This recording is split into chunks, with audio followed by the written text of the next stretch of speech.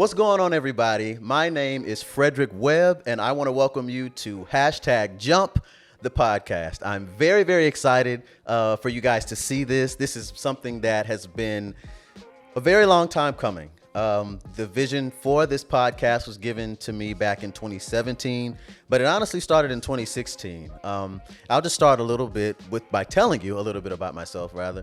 I'm a singer, actor, performer, but that was not always the case. In 2010, I moved to Little Rock, Arkansas after graduating college, after graduating graduate school, and started a job with the government. And I wasn't happy. I wasn't happy at all. There were so many things that I wanted to do in my life that I hadn't focused on really a lot. I hadn't put forth the effort to figure out how to make them happen. And I was going to work every single day, and I was miserable. I loved the people at work and just the environment, but the work was something that I knew was not for me. I wasn't going to be doing it for the long haul. And I just got in a funk. I was just going through day-to-day routine of going to work, coming home, going to work, coming home. And it was exhausting. It was miserably exhausting. I didn't know what was going to be for me in life. I knew that wasn't it, but I didn't really know where to start or what to do or what I needed to be doing in order to push my life in a different direction. I graduated from college, Grambling State University, with a bachelor's degree in political science. And then I went to graduate school at Southern Arkansas University and graduated with a master's in public administration. So my dream was to go to law school. But for a very long time, I knew I wasn't going to go. And I knew I wasn't going to go because I wasn't passionate about it. The one thing that I was passionate about was singing.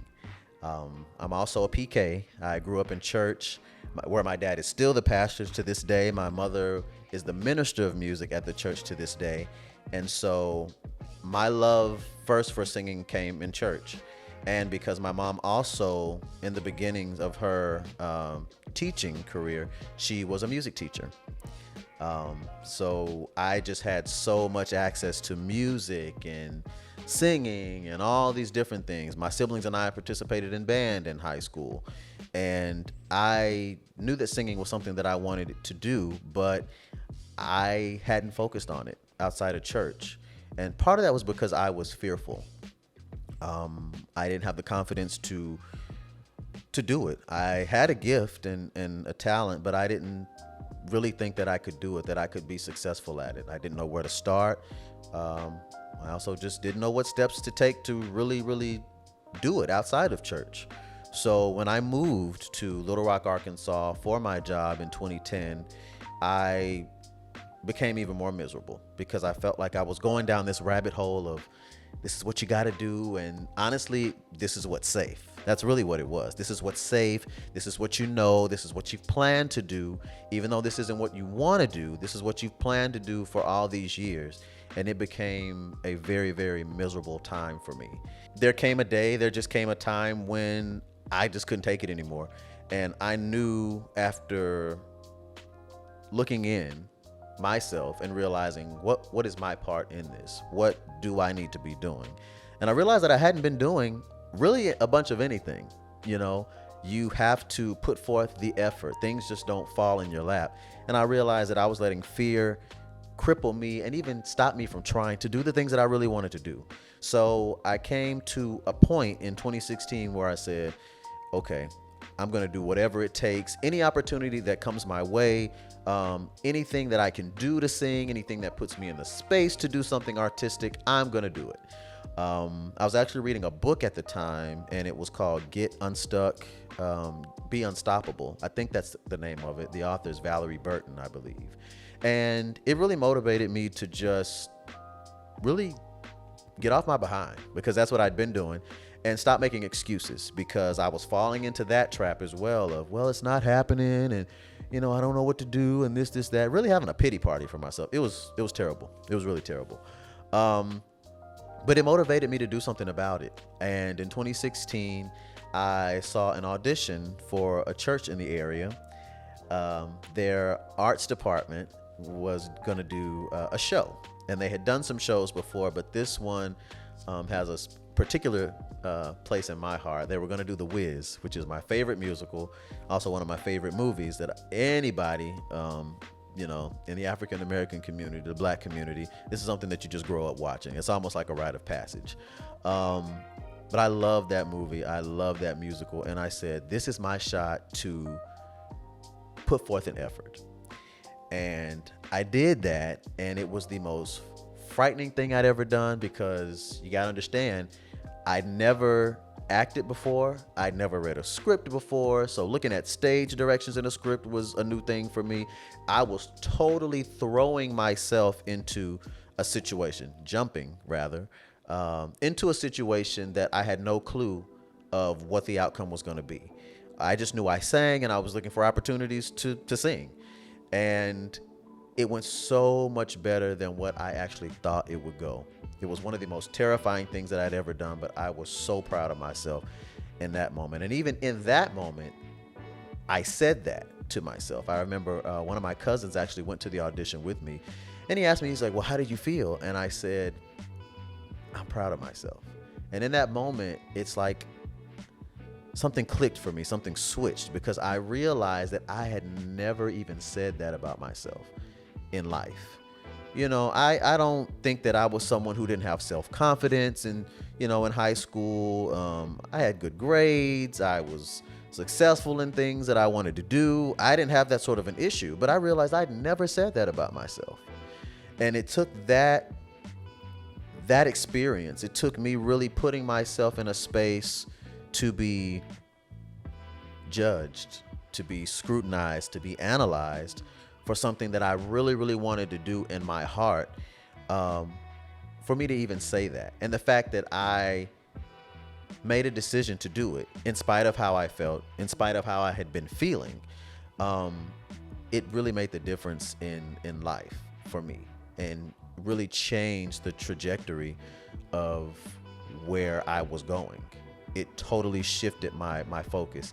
And we ended up not doing the show. The church ended up not doing the show, but I honestly wasn't sad about it, because I'd gained so much more from that experience, and just even putting myself in that space, that doing the show really would have just been icing on the cake. It just would have been icing on the cake. But the lessons and the thing that I really thought was of value was just from even going to the audition. And it even pushed me further to go see what was in my local community. You drive by, in the area that you live in, and, there's a theater here, there's a theater there. And it's like, well, let's see what the theaters are doing. And so it just really caused me to go deeper into things that I'd never even looked into. I knew of theater just from things that I'd seen in movies that my mom had shown me from school, but I'd never looked at it as a pathway to, a profession, or even something I would want to do. And y'all, the doors just opened for me. They really, really did. I started doing every single thing artistically that I ever said I wanted to do. I think I did 3 shows in 2016 after that audition in 2015. Yes, I think I said it started in 2016, but it actually started in 2015. That audition for The Wiz that the church was going to do was in 2015. But I did 3 shows that next year, almost back to back to back. And I was putting myself in spaces to do every single thing that I ever said I wanted to do. I sang with an orchestra that year, which was something that I'd always said I wanted to do. That one moment, that one instance where I jumped, pushed me to go into other things. It pushed me and motivated me. It inspired me. It really gave me confidence, literally lit a fire under me, in me, to go after everything that I ever said I wanted to do, because I was so fearful of putting myself in that space that before I had done it for the first time, that I didn't want to try, that it was just such a daunting thing to me to put myself in that sort of a situation. And I didn't even want to try to do it. I didn't want to set myself up for failure. I didn't want to set myself up for the criticism. But the thing that comes with following your dreams, or even doing something that you don't have a lot of experience at, is that you set yourself up for those things. It's such a personal experience. It's such a vulnerable experience for you, especially anything in the arts, I feel, or anything that comes from you, anything that's personal to you, I think will hurt a little more, I think, once you are subjected to those kind of sort of negative responses to people or things that aren't necessarily good to what you're trying to do. And it was something that I had been trying to avoid for so long, but because I was going into a situation where I could no longer do that, the best thing to do was to just jump in. And that is where I got the name for this podcast, hashtag jump, because every single time I did something that scared me, I looked at it as a skydive or like a bungee jump. That's literally what I thought of every single time. And the uncertainty that comes with that. You don't know if that parachute is going to open up. You don't know if that bungee cord is going to snap and you're going to go, splat into the ground or anything like that. You just don't know. But that freedom and that feeling you get of just being up in the air. I've never bungee jumped. I've never skydived before. But just that feeling that people appear to have with that, even when I'm flying in an airplane. Just the feeling of looking out a window and just being in awe of the things that you see and being as close to flying as you can get. It's such an exhilarating feeling for me. And that's what I equated every single thing that I put myself in, every place of uncertainty, every space of just fear, anything that yielded fear for me. That's what I looked at it as. And I always said, you're jumping. This is a jump. Think of this as a jump, and you're going to land on your feet and you're going to come down from this. And the worst thing that people can say for me being in the arts in that situation is no, but you live to go on and do something else. I think that we put a lot of fear on outcomes and hearing no and not getting the job or not getting to take a part in a certain experience. And we look at that as negative things, but it's a learning. And you go back and you try again and, you hone your crafts, you hone your skills even further, and you come back even more prepared the next time. It's really about shifting your focus and shifting your mind, your point of view, and not looking at it as a negative thing or not looking at it as, oh my gosh, I'm so scared to do this. You can't be so fearful of doing that thing that you really, really love to do to the point to where you don't even enjoy it. And I found myself doing those things, auditioning for shows as an actor and singer, performer, brought all those things to light for me. Even voice lessons over the years, it brought all those things to light for me. It brought all those insecurities. It brought all those things that I was scared of, all that fearful behavior. It brought all those things to light for me. And over the course of time, from 2016 to today, but really specifically from 2016 to 2021, all of those things that I learned from auditioning and putting myself in a space to be vulnerable and to not know what the outcome was going to be have yielded what you're watching today. The hashtag jump the podcast. This is something that has come out of experiences in my life, the things that I've learned on my journey to just want to do something different, want to do the things that really makes me happy, that really brings me joy, that I'm really inspired by. And I feel like you can do the same. There are many people in different industries, different professions, different jobs that don't like what they're doing. They want to do other things, but they've been afraid to take those steps. They've been fearful to take those steps. Or a lot of time it's not even about being fearful. You just don't really have the game plan. You don't know really where to start. And some people honestly don't think it's going to happen for them. But also, have you put in the effort? I know I wasn't in the beginning, and it's something that I had to come to terms with in the process of pushing my life in the direction of being a performer. I sit before you today as someone who's doing the arts full time, and that was not always the goal. It wasn't always the goal, and it wasn't something that even when I aspired to do it, it wasn't something that I thought was attainable. But everything that I've learned from 2015 up until this point has prepared me for the things to come. and it's prepared me to speak to you about the things that we will speak about over the next few weeks. I'm very, very excited for you to hear about the lessons that I've learned, because I think that they're things that will benefit you. And I really want to speak to the people who are just the average person. You don't have to have the most lofty of dreams. You don't have to want to be famous or to make $1 million a year or $1 billion a year. I just want to speak to people who have a dream and you want to see it come to fruition.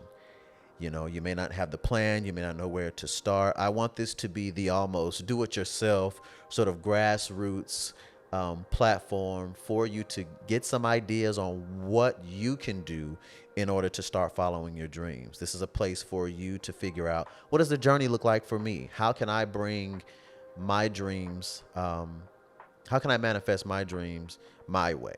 It doesn't have to look like the next person's dream. It's your dream, specifically your dream. This journey is specific to you, with details specific to you, a timeline specific to you. And it's such an empowering feeling when you realize that, because it allows you to really take control over your life and do things that work for you. I'm just really, really excited about this. Really, really excited about this. There's going to be a few more episodes over the course of the next few weeks. And I'm also excited to share with you our Jump Masterclass. And what that is there will be guests here in the studio, as well as via Zoom or another platform, that are going to share with you their life experiences, their journey. These are people that I've known for a while, and people that are really living what it means to jump into something afraid, to jump into something new, different, but to really follow your heart, follow your passions, and follow your dreams. And these are people in different industries, in different professions, who all had the same goals in mind, and that was to just follow their dreams and to figure their place out in life and in this world. And they're making great impacts in their world all over the country. And I'm very excited to share their journeys with you and to continue to share my journey with you as well. So I hope you're ready. I hope you've got pen and paper, and I'm really excited to share #Jump the podcast with you. Hey guys, please make sure to follow, like, subscribe, comment, and share all things #Jump the podcast.